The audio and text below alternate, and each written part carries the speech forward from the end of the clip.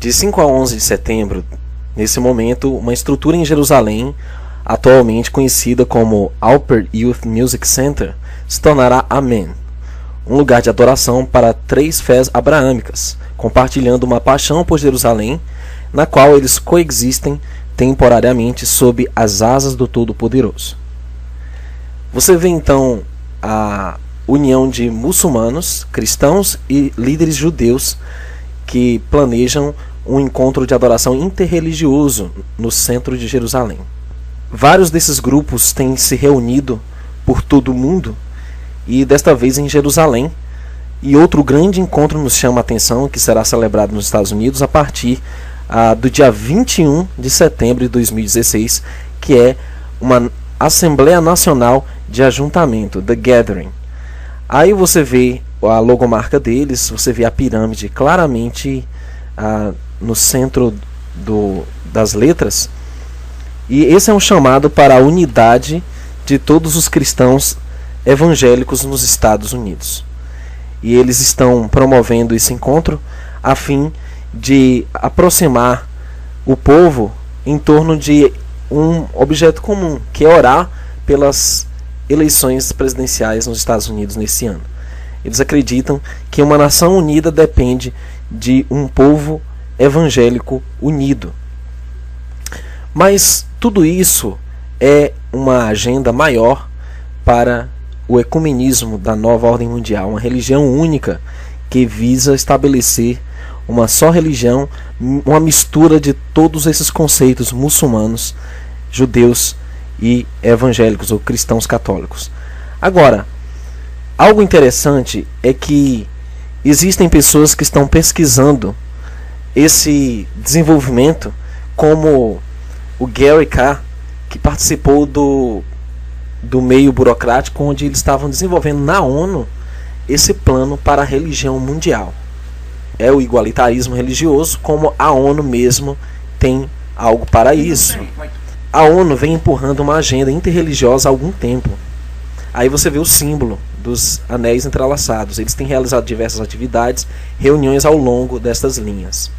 Em outubro passado, o novo programa foi o pontapé inicial pelo rei Abdullah e Ghazi,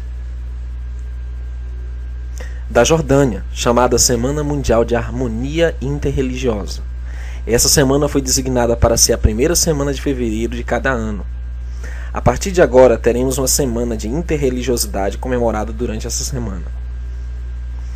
O príncipe Ghazi e os esforços do rei Abdullah foram baseados em trabalhos interreligiosos anteriores da ONU e o programa de palavra comum, que é um chamado muçulmano para a construção de pontes com a comunidade cristã. Agora, em resposta a isso, uma série de líderes cristãos se reúnem e redigiram o seu próprio documento, chamado Amando a Deus e os Vizinhos Juntamente. Nesse documento, a propósito, soa bem para quem ouve de primeira, mas no documento eles estão chamando para uma aproximação com o Islã e igualar o Deus do Antigo Testamento e do Novo com o Alcorão. E então, quando você olha sob a superfície, isso realmente é união religiosa e pavimenta o caminho para a interreligiosidade, aceitar a ideia de que outras religiões são caminhos para Deus. Claro, se você acredita nas Escrituras e o que o Messias disse sobre si mesmo, você não pode acreditar nisso. É impossível. O plano deles é em comum de unir todas as religiões, conta também com a participação da Associação Nacional de Evangélicos, que estão ativamente participando dessa organização, que é herética, como vemos nas Escrituras.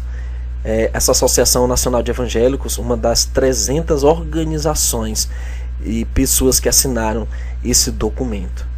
E há uma tendência nos Estados Unidos, dentro do cristianismo, pode ter começado com boas intenções para chegar a pessoas de outras religiões, mas está indo além disso. Está pavimentando o caminho para a interreligiosidade e para abraçar crenças de outras pessoas. De fato, um prominente cristão evangélico comemorou o Ramadã recentemente com um amigo muçulmano.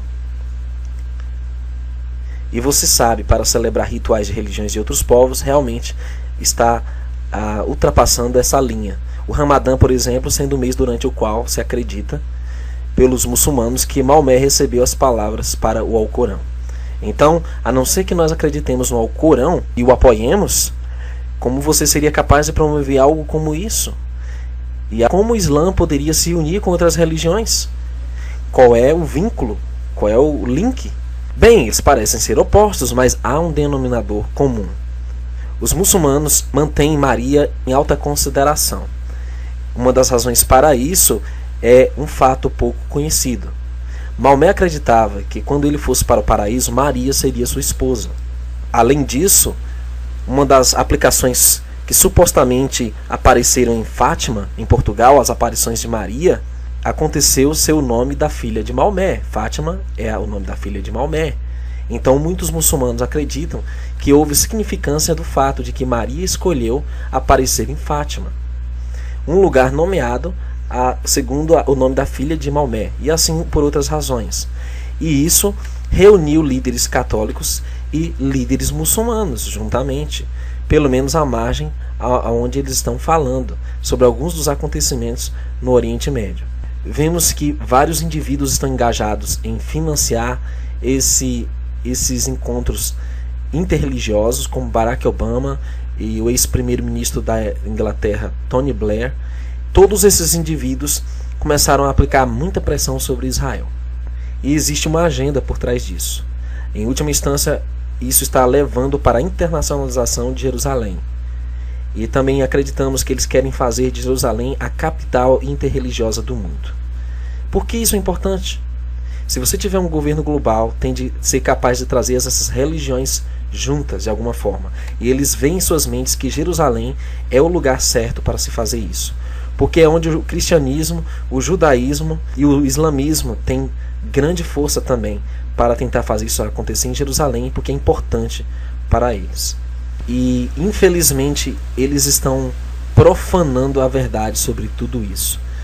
Para você ter uma ideia, o Islã acredita que o domo da rocha, ou o local do monte do templo, é sagrado porque eles creem piamente que Ismael foi oferecido como sacrifício naquele lugar e não Isaac.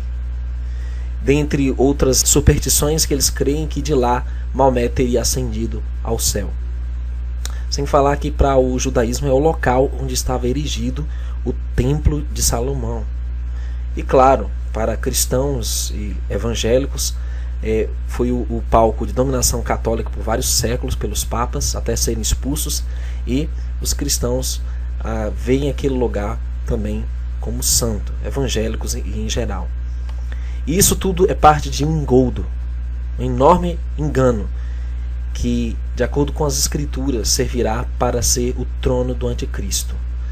Esse templo que será reconstruído, o terceiro templo, será o local para que o anticristo governe, para que ele também exerça seu cargo de alto sumo sacerdote e para que ele também imponha um sistema de falsa adoração vinculado à economia mundial. E a fim de reconstruir esse templo, as pessoas se perguntam ao longo dos anos como aconteceria, considerando a contenda que há no Monte do Templo. Nós sabemos que vai acontecer e há alguns sinais de como poderia acontecer. Existe um escritor de liderança muçulmana no mundo agora, um homem que tem mais de 65 milhões de cópias de seus livros em versão impressa. Seu nome é Adnan Oktar. Ele escreve sob o pseudônimo Harun Yahya. Está se chamando a si mesmo para a reconstrução do templo, mas ele chama Masjid, ou mesquita, ou um palácio, e ele acredita que isso seria uma grande coisa, onde as pessoas de todo mundo, de diferentes religiões, pudessem se reunir e adorar lá. Mas o povo judeu jamais aceitaria algo assim. Alguém pode dizer, bem, alguém pensaria assim, mas há 3 líderes do sinédrio judaico, recém-estabelecido realmente, encontram-se com Adnan Oktar na Turquia. E depois de fazer isso, eles postaram a seguinte declaração em seu site, thesanhedrin.org: fora do senso de responsabilidade coletiva pela paz mundial e para toda a humanidade, nós achamos isto oportuno chamar o mundo a exclamar que há uma saída para todos os povos. Está marcado em uma chamada para toda a humanidade. Somos todos filhos de um único pai, os descendentes de Adão, e toda a humanidade é, porém, uma única família. Paz entre as nações será alcançada através da construção da casa de Deus, onde todos os povos servirão como previsto pelo rei Salomão em suas orações, na dedicação do primeiro templo sagrado. Agora veja isso.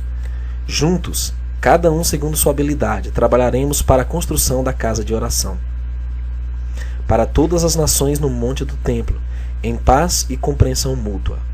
Então, essas são algumas das pessoas judias mais importantes do Sinédrio, endossando a mesma ideia que a de não Actá. Sim, queridos, a nova ordem mundial está chegando. Preciso se prepararmos para o que vem pela frente.